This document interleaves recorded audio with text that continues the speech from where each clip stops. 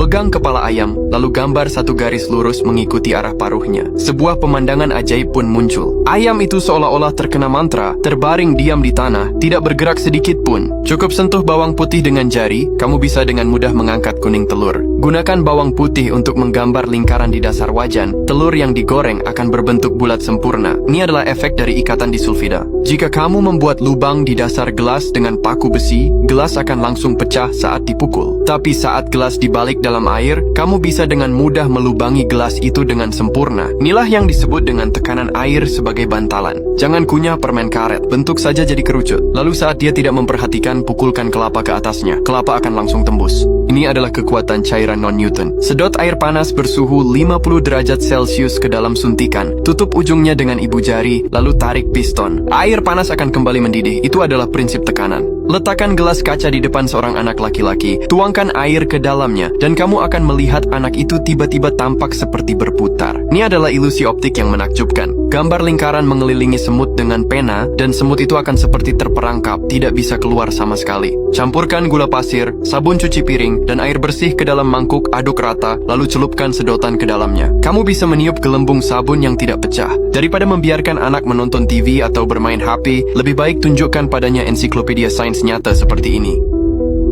Trik hidup yang baru saya ketahui setelah hidup 50 tahun, dijamin tidak akan rugi setelah menontonnya. Pertama, jemur pakaian dengan 2 gantungan baju yang disilangkan. Meskipun angin kencang, tidak perlu khawatir pakaian akan terbang. Kedua, ternyata tanpa gunting pun kita bisa merobek selotip dengan tangan kosong. Cukup lipat selotip membentuk sudut 45 derajat, lalu tarik seperti ini. Hasilnya bersih dan rapi, tidak berantakan. Ketiga, jika selotip menempel pada dokumen penting, jangan langsung menariknya karena bisa merusak dokumen. Kita bisa memegang kedua ujung selotip seperti ini, lalu tarik dengan kuat, maka selotip akan mudah terlepas. Keempat, tusukkan sumpit ke bagian bawah tomat, lalu panggang di atas api sebentar. Dengan begitu kulit tomat bisa dengan mudah dikupas. Kelima, selama ini saya kira cincin penarik pada botol kecap atau cuka tidak ada gunanya, jadi biasanya langsung dibuang. Ternyata, cincin itu seharusnya dibalik dan diletakkan kembali ke dalam botol, sehingga saat menuang kecap atau cuka, cairannya tidak akan muncrat kemana-mana. Keenam, saat kamu menuang segelas susu ke gelas lain, biasanya akan meninggalkan bekas noda. Jangan ditanya betapa menjengkelkannya hal itu. Kita hanya perlu meletakkan 1 sendok di atas gelas, sehingga susu bisa mengalir dengan mudah tanpa meninggalkan noda. Ketujuh, saat meniriskan mie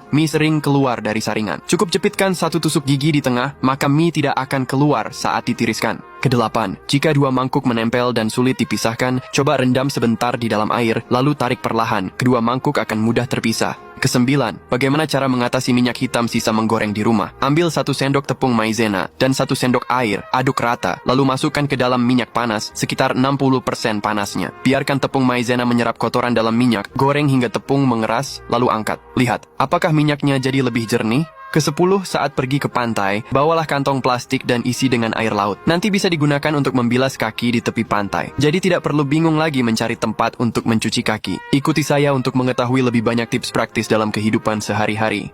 Inilah eksperimen kecil yang dapat membuat anak-anak meletakkan ponsel dan menyukai sains. Kenapa bisa begitu? Menggunakan saringan untuk menampung jagung akan bocor, menampung beras juga akan bocor, tetapi menampung tepung halus justru tidak bocor sama sekali. Menggambar beberapa garis lurus di sekitar semut dapat menghentikan jalannya. Gambar sebuah lingkaran dan semut akan terjebak di dalamnya, tidak bisa keluar lagi. Lipat tusuk gigi dari tengah dan kumpulkan menjadi 1. Teteskan air di tengahnya. Perlahan-lahan akan menjadi bintang 5 yang sempurna. Inilah tegangan permukaan air. Tuangkan air es ke dalam gelas kosong. Gunakan tusuk bambu untuk menyentuhnya dengan lembut. Air es akan cepat membeku di sekitar tusuk bambu. Inilah rahasia air menjadi es. 1 sedotan tidak bisa menembus kentang. Cukup tutup ujung sedotan dengan ibu jari, tekan dengan kuat, kentang pun tertembus. Inilah kekuatan udara terkompresi. Permen karet menempel di pakaian tidak bisa dilepas. Bagaimana caranya? Cukup letakkan es batu di atasnya, diamkan selama 3 menit, maka permen karet bisa dengan mudah dilepas.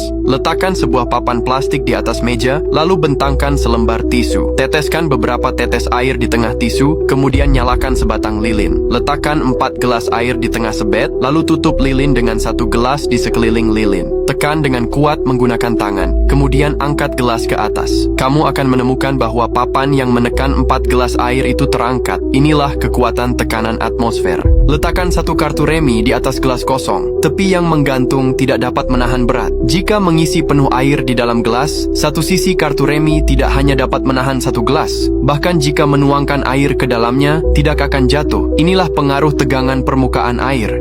Tahukah kalian, petani di Tiongkok menanam benih jagung di dalam tongkol jagung. Alasannya dijamin bikin takjub. Setelah semua biji dilepaskan, tongkol jagung dipotong kecil-kecil lalu direndam dalam air selama beberapa hari. Tujuannya untuk meningkatkan kelembapan sekaligus merangsang proses perkecambahan. Selanjutnya, bagian tengah setiap potongan tongkol dilubangi. Kemudian, benih jagung dimasukkan ke dalamnya. Potongan-potongan ini disusun di atas lapisan tanah tipis dan ditutup sedikit tanah. Setelah itu, media semai disiram secara perlahan dan berkala. Ketika benih mulai tumbuh, tongkol jagung akan terurai secara alami. Proses ini menyediakan bahan organik dan mineral, sekaligus mendukung pertumbuhan mikroba bermanfaat di dalam tanah. Hasilnya, tanaman dapat tumbuh lebih kuat tanpa harus bergantung pada pupuk kimia. Dalam hitungan hari, tunas hijau mulai muncul, dan bibit pun siap dipindahkan ke lahan tanam.